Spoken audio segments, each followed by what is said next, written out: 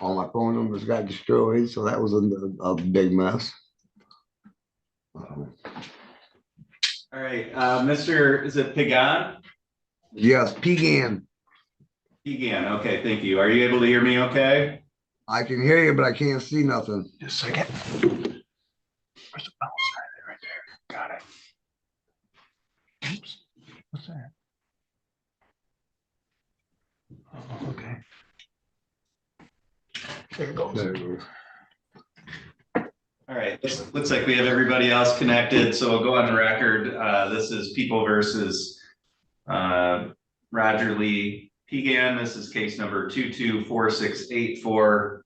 We have Ms. Wagner here present on behalf of probation and parole, and Mr. Seeger is here on behalf of Mr. Pagan for purposes of arraignment today.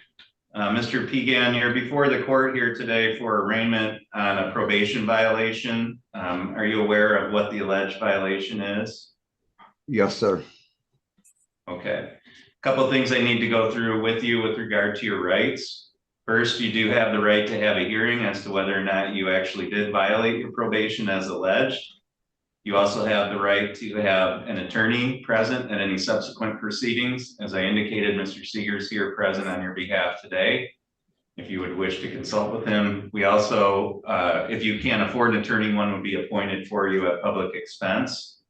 If you are found guilty of the alleged probation violation, it could subject you to the maximum possible penalty on your underlying charge, which is up to, it's like up to 10 years. Do you understand all of those things that I've stated to you? Yes, sir. Okay. Mr. Seeger, did you have a chance to speak with Mr. Pagan at all? I did, Your Honor. Okay. How does he want to plead this morning?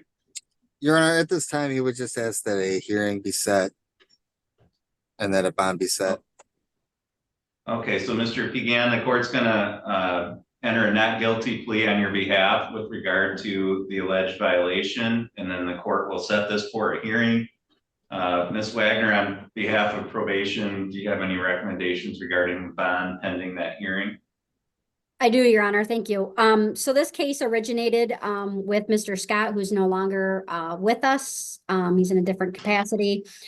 Your Honor sentenced him on 8/2 of 2022. Mr. Scott met with Mr. Pagan immediately after court to go over his orientation, went over instructions, advised him to report immediately upon his release from incarceration, which Mr. Pagan failed to do. I'm not for sure what happened in the meantime, but Mr. Scott didn't even realize Mr. Pagan was out of jail until March, when that bench warrant was pursued. So I know he did go to Antrim County Jail until 10/25 of 2022. I think he fell for the cracks. However, according to Mr. Scott, he did make it very clear that Mr. Pagan report to jail and call him, which he never did. So his whereabouts has been unknown up until his arrest the other day. So considering that he's a flight risk, I would just ask that the court set up significant bond. Thank you. Thank you, Mr. Seeger.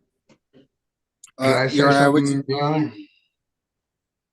Mr. Pagan, I just want to advise you, Mr. Seeger may have already done this as well. Anything that you say on the record here today could be used against you later at that probation violation hearing. So you may want to consider whether and to what extent you want to make any statements here today. I want to hear from your lawyer first, and then we'll see if you want to make any statements. Mr. Seeger?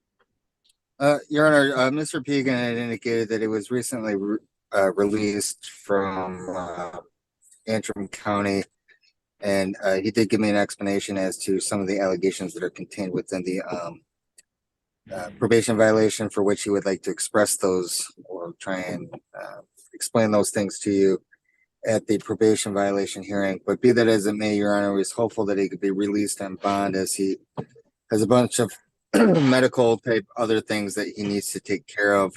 I don't know as if he's a flight risk. I guess more telling is that he's not picked up any new drug charges at least to my belief. So he's just asking for the court to give him a lower bond of some sort, if not a PR bond.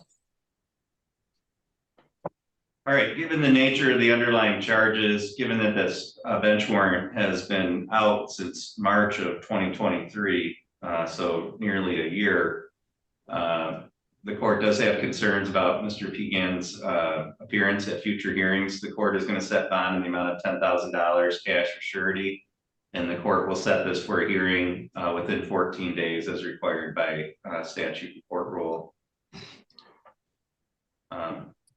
Ms. Wagner, $10,000. I ain't got a job. Mr. Pegan, Alright. did you want an attorney still? Did you fill out the form? Yes, I did. All right, and Your Honor, Yeah, I based on need one that, because I'm getting shafted, I think. all right, and Your Honor, I would just ask the jail to return that to the court, and then I would assign Mr. Travis to it. okay. All right, so the court will note that Mr. Pegan qualifies for a court-appointed attorney, and the court will refer for assignment of Mr. Travis. The court will fill out that bond paperwork today. Ms. Wagner, anything further from your side? If the defendant posts bond, he is instructed to contact me immediately so I can set up reporting instructions for him. Ma'am, Okay, ma'am. all right, thank you. That's all for All right, today. thank you, Your Honor. Court's gonna